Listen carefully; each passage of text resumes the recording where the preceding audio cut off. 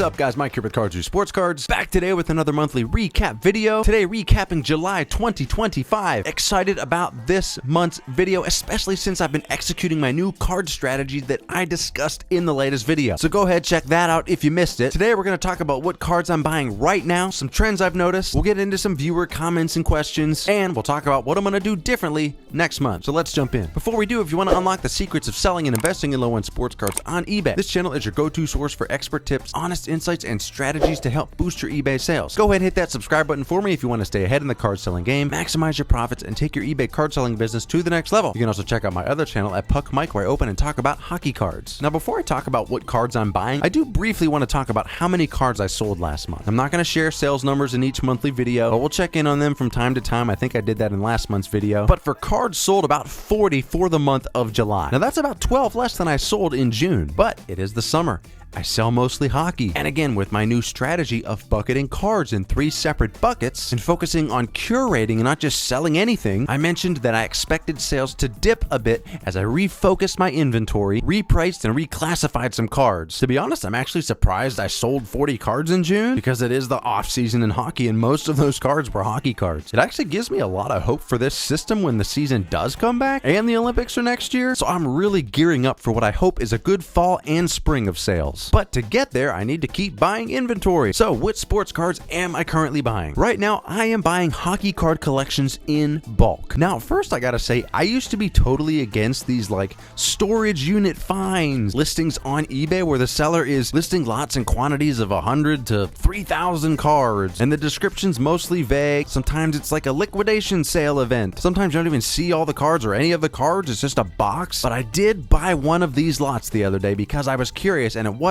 that expensive. And this is another reason why I've gone so niche with my business and selling mostly hockey. Most sellers don't understand what they're selling when it comes to hockey, and they don't want to, which is totally fine. They're not interested in it. So I can get a lot of cool cards because people don't always know what they're selling. Doesn't mean I'm going to get like a one-of-one Wayne Gretzky or anything like that. And I'm getting a lot of good cards for that bucket B $2 to $4 range where I can make some profit on those cards. And that lot had some really cool cards in there that I can now sell, and I know that I will sell and make profit on. Now, yeah, there's a lot of junk in there. There's always extra cards in those, especially buying on eBay. There's always those extra cards that are junk cards. You're never going to sell 100% of the collection. As long as your price point is good and you're moving towards profit and you're getting profit on those cards, then it's a good deal. And look, I don't want to make it a habit of buying these types of listings, especially until I get a few more under my belt, but something to consider. But I'm also looking for more specialized and more curated items. Another item I bought, and I'll talk about this probably in a later video because I want to actually show this. It's such a cool item. But when I talk about getting more curated items for that bucket B category and not just buying a bunch of random stuff and hoping it sells, but getting really focused, even more unique, and I expect over time that these buckets will get more refined. Everything in that more curated bucket will get even more curated as I find more deals and find more specialized items. But I was able to find a set from 1994 that was a members only mail-in set of hockey. So there's only 4,000 sets made, and it was a members only set, including members only parallels. So you couldn't just buy a hobby box and pull these cards. That is something I bought recently as well. So again, getting more specialized, more curated, in addition to these other lots as well. So that's what I'm buying: hockey card lots, hockey collections. I have a lot of non-hockey that I'm still listing each day as well, so I don't need any new cards on those sports yet. Now, I have not bought any of my Bucket C, my investment tier cards recently, especially implementing this new system. I want to iron out a few things first. I'll probably look to do that in the next few months as well. As far as what I'm listing, it's mostly hockey cards. 10 cards a day, 1 card non-hockey, 9 cards hockey. Now, if you follow me, I don't need to say this, but if you're new to the channel and you're thinking, bro, no one is buying hockey. I've said it before, I'll say it again. If no one's buying hockey from you, you don't know hockey and you aren't selling the right hockey cards. And people do still buy junk wax, but that's going to be a separate video. I'm also in the process of reorganizing the eBay store, which I'll also talk about more later in the video. But head on over, check it out. Let me know what you think so far. I'm working on the categories there, trying to make it easier to find certain cards. If you want to buy a card while you're there, I really appreciate the support. Okay, so that's kind of what I've been up to. And honestly, I kind of feel really proud about where I'm at right now. I've gone through a big year of kind of changing a lot. Every month I was trying something new, trying a new strategy. And of course, each time you think, okay, this strategy is really going to work. Then you get into it, you see it's not really working or isn't what I thought it was, so you change course. But with this new strategy and this card bucket method and zoning in on the niche of hockey cards mostly, I feel right at home and I feel right at kind of where I want to be and where I am. It just feels like it fits like a glove with how I'm trying to run my business and where I'm trying to go with it. So I'm really excited about where I'm at right now. Doesn't mean I'm not going to change. You always got to be open to change and trying new new things, but I'm really excited about where I'm at right now, and I'm really feeling good and excited about the upcoming hockey season, especially with the Olympics too. I think it's going to be a really big year for hockey. All right, so that's what I've been up to. What trends have I noticed in the sports card hobby this month? Guys, I want to talk about something that's really starting to bug me a little bit. Now look, I try to make these videos not too much of me just ranting. I know that can be annoying, and I know that can turn some people off. I'm a little bit more open, I think, in these monthly recap videos, which is kind of the entire point. But there is something here on YouTube that is really starting to get on my nerves. And look, if you feel differently about my opinion, that's totally fine. I respect your opinion. We can disagree and still exist. But what I really want to say, if I see one more channel posting a thumbnail with Jeff Wilson's face and some kind of text that says he messed up or I can't believe he said this. To be clear, any channels that do this or have done this, it's completely your prerogative. There's nothing wrong with it. I'm just saying it's starting to drive me crazy. And the reason it's starting to drive me crazy is because, and look, I don't know the man. Might be a great guy. Might be a terrible guy. I don't really know him to be a terrible guy. Seems like a good guy. I have no reason to believe otherwise. Why so much hate? My goodness, it's because he is successful. And when you are successful, you will have people that love you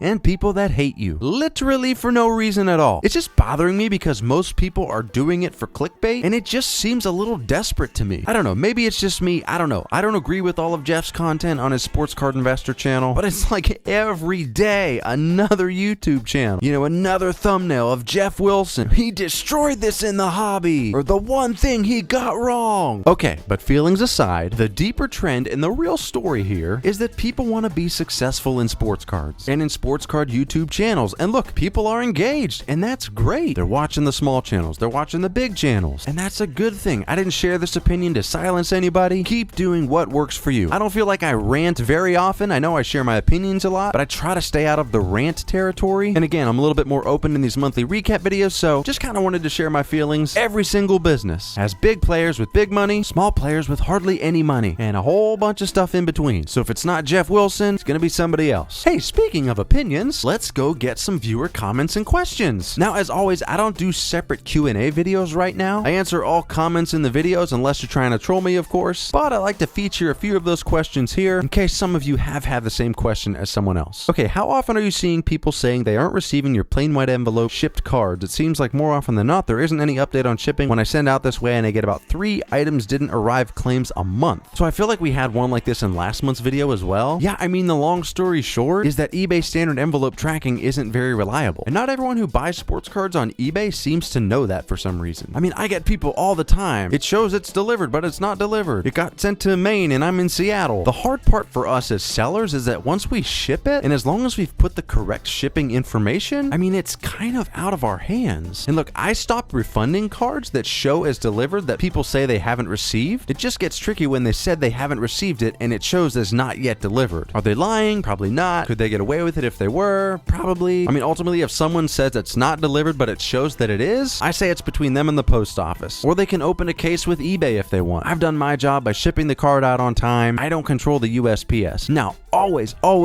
if it shows as delivered and they say they haven't received it, you always ask them to wait at least 3 or 4 days to see if the item arrives. And 90+% of the time I've done this, the item does end up arriving. The eBay standard envelope tracking, not only is it not very accurate sometimes in that it's wrong, but it's also sometimes early or late. So it says delivered, but then it shows up like a couple days later. So I don't know if they're scanning it too quick or if there's like a certain number of scans they do, or they're scanning it as delivered at the destination scan. Pretty much 90+% of the time that I've done this, it eventually has arrived and the buyer has received the item. Okay, let's get one more. I'm in the same boat as you with regard to having a job and doing this on the side. As you know, I sell sports card on the side and I work a day job. How do you find the time to post all of the bucket A and bucket B items on eBay? Again, my new card bucket method, ABC. I was at the point I was spending every waking hour either at work or posting cards. Now I only post $5 plus cards on eBay and run everything under $5 for $1 on Whatnot. Look, I mean, it's tough. Even without a day job, it's tough. I mean, this month only, well, really last month, July, I've started listing 10 cards per day on eBay, and I've been keeping up with it really well. I have a basic store subscription, and I use the feature to generate listings from photos directly on eBay, which does save a lot of time. I also kind of have everything in my own little sports card warehouse, which I'll have to do another video on soon. It's right here in the closet here, but I have it all in the same room, so I can scan, list, inventory the items, pull the items from inventory, print the label, ship them. I can do it all sitting in the same chair. I have the printer right there, I have the inventory right there, I have the computer there, so it's all right there. I don't have to get up, go to another room, or do anything like that. So it takes me roughly about 30 minutes from start to finish to do 10 cards, maybe 20 if I'm really cooking. But I want to make sure I stay focused and not move too quick, because then I can make mistakes. But I do work from home. Not that I'm just sitting here listing cards all day, but it helps maximize productivity as well. Once the kids go to sleep, I can usually knock out those listings first thing. And 10 cards per day is feeling pretty manageable right now. I have thought, should I list more? And maybe I will as I get closer to, like I said, November, December, Olympics. I just don't want to overexert myself and have too much stagnant inventory. And look, ultimately, list what works for you. My quota doesn't have to be yours. 1 card a day is fine. 5 cards a week is fine. Just some consistency, I think, is the biggest thing, just to kind of feed the algorithm,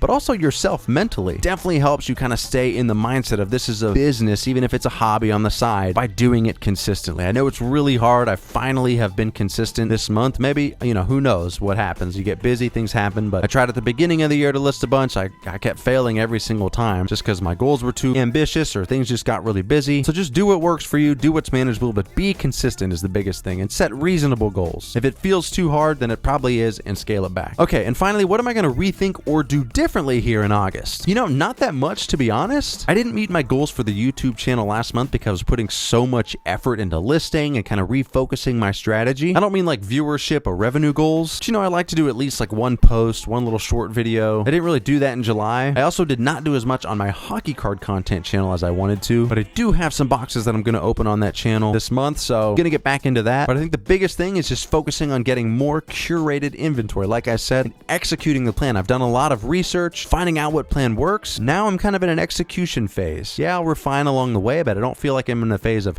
huge, big, drastic changes. That's it, guys. I hope you enjoyed this month's recap video. Let me know in the comments how you feel about my Jeff Wilson comments. I would love to know your thoughts as well. As always, if you want to unlock the secrets of selling and investing in low-end sports cards on eBay, this channel is your go-to source for expert tips, honest insights, and strategies to help boost your eBay sales. Go ahead and hit that subscribe button for me if you want to stay ahead in the card selling game, maximize your profits, and take your eBay card selling business to the next level. You can also check out my other channel at Puck Mike, where I open and talk about hockey cards. Thank you all so much for watching. I'll see you in the next video.